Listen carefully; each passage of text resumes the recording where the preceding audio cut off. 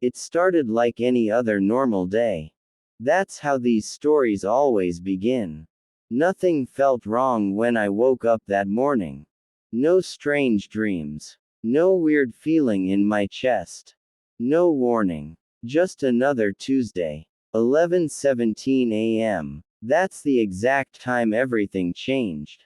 The loudspeaker crackled to life, interrupting our English class. At first, it was just static. Then a voice came through. Attention students and staff, this is not a drill. Initiate lockdown immediately. Everyone froze. Then, laughter. A few students chuckled like they always did during drills.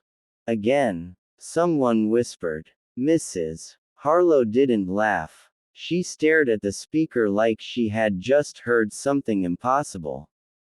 Then came the second announcement. Slower this time. More deliberate. Lock all doors. Turn off lights. Stay silent. Do not open the door for anyone. Something in her expression changed. Fear. Real fear. Without saying anything, she rushed to the door, locked it, and yanked the blinds down so hard they snapped into place. Under your desks. Now. Her voice wasn't calm. It wasn't controlled. It was shaking. We all moved at once. Chairs scraped against the floor. Bags fell. Someone knocked over a desk. Phones went silent. Breathing got heavier. Louder. Too loud. I crouched behind my desk, trying to stay as small as possible. That's when I realized something. The hallway outside was completely silent. No running. No shouting. No chaos. Just nothing. 11:21 a.m. 4 minutes passed. It felt like 40. Then we heard it. Footsteps. Slow. Heavy. Dragging. Step. Drag. Step. Drag. They echoed through the hallway. Not running. Not rushing. Walking. Like whoever it was had all the time in the world. The footsteps stopped right outside our classroom door. No one breathed. No one moved. Then, bang. The entire room jumped. A girl in the front row covered her mouth to stop herself from screaming.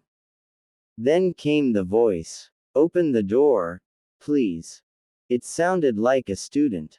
A girl. Crying. Miss, please, help me, I think I'm hurt. Her voice cracked. It sounded so real. Too real. I looked at Mrs. Harlow. Her eyes were locked on the door. Tears forming. But she didn't move.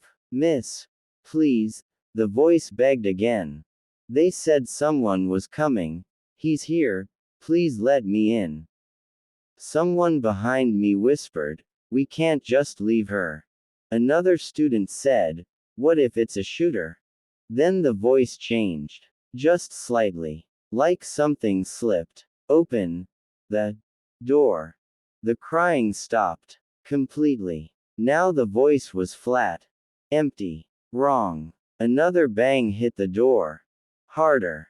The doorknob started rattling violently. Someone in the back started silently crying. I felt my hands shaking. Then, the intercom turned on again. This is the principal. Remain in lockdown. The threat is still active. But something wasn't right. Everyone felt it. That voice. It didn't sound like the principal.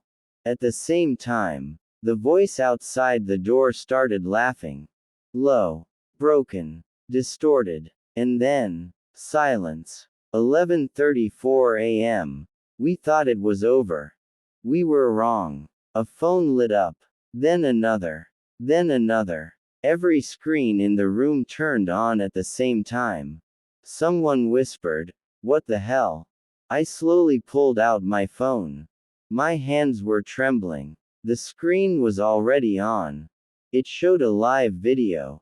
From inside the classroom. The angle. It was from above. Near the ceiling. Watching us. Hiding. Waiting. A message appeared across every screen. I see you. A girl screamed. This time, no one could stop it. Mrs. Harlow whispered harshly, everyone stay down. But it was too late. Because that's when we heard it. Footsteps. Inside the classroom. Step. Drag. Step. Drag. No door had opened. No window had broken. Nothing had changed. But the footsteps were there. Closer. Moving between the desks. I couldn't see anything. But I could hear it. Right next to me. Breathing. Cold. Wet. Right beside my ear. I froze. I didn't move. I didn't blink. Then something brushed against my shoulder. I almost screamed. But I didn't. Because I knew. If I made a sound, it would know exactly where I was. 11:42 a.m. The intercom came on again. But this time, it wasn't loud. It whispered. Lockdown. Failed. The next morning, the school reopened. Police found nothing. No broken doors. No forced entry. No signs of violence. Just empty classrooms. Empty hallways. And silence. 32 students were missing. Along with one teacher. No bodies were ever found. No suspects were identified. The case was closed within a week. But there was one thing they couldn't explain. In room 204, scratched into the wall, deep enough to cut through paint and plaster, were 4 words. They opened the door. Final audio log recovered. Months later, a phone was found. Buried behind a locker. The battery was dead, but the last recording remained. It was from 11:43 a.m. Just after the whisper. The audio started with silence. Then, breathing. Not one person. Many. Layered. Overlapping. Then a voice. Not human. Thank you. And then, a classroom full of voices whispered in unison. You let us in. And the recording ended.